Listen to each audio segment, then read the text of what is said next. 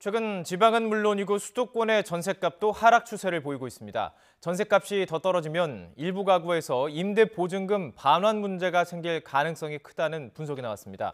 최지 기자 연결해 보겠습니다. 조태현 기자. 네, 경제부입니다. 자, 전셋값이 어느 정도 떨어지면 임대 보증금에 좀 문제가 생길 수 있는 건가요? 네, 이번 내용은 한국은행이 관련 기관과 함께 200만 임대 가구를 대상으로 조사한 결과인데요. 전셋값이 10% 하락하면 전체 집주인의 1.5%는 임대 보증금을 돌려주지 못할 것으로 분석했습니다. 1.5%는 3만 2천 가구입니다.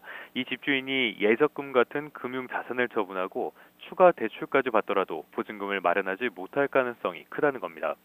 반면 임대가구의 92.9%는 전셋값이 떨어져도 금융자산 처분으로 보증금을 돌려줄 수 있고 나머지 5.6%는 차입까지 받으면 문제가 없는 것으로 조사했습니다. 다만 후속 세입자를 구하지 못할 정도로 주택시장이 침체되면 보증금 반환에 어려움을 겪는 비중은 14.8%까지 뛰어오를 전망입니다. 한국은행은 전셋값이 더 떨어지더라도 임대인의 재무와 그리고 임차인의 전세 대출 등을 검토하면 금융 전반에 악영향을 미칠 가능성은 작다고 봤습니다.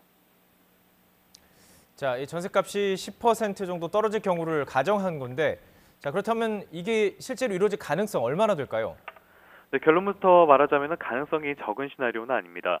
지방의 전셋값은 2017년 4월부터 내림세를 보였고요. 지난해 2월까지 2.6% 떨어졌습니다.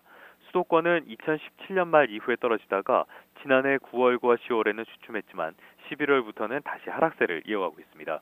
수도권 전셋값은 2017년 12월부터 지난달까지 2.1% 빠졌습니다. 입주 물량이 늘었고 일부 지역의 경기 부진 그리고 또 그동안의 상승에 따른 조정 압력까지 겹쳤기 때문인데요.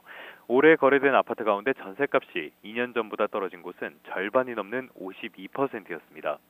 이 가운데 10에서 20% 하락한 아파트는 14.9%, 30% 넘게 떨어진 아파트는 4.7%나 됐습니다.